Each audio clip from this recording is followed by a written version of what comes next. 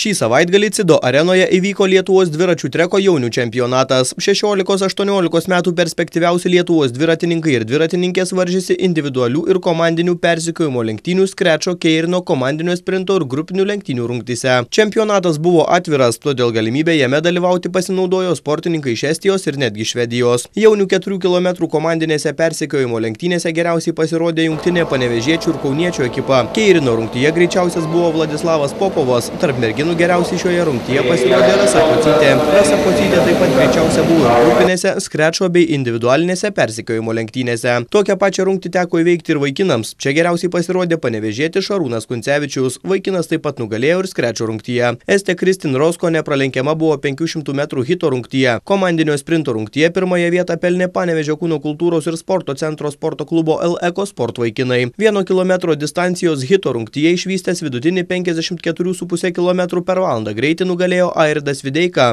Individualinėse persekiojimo lenktynėse triumfavo Mantas Petrusevičius.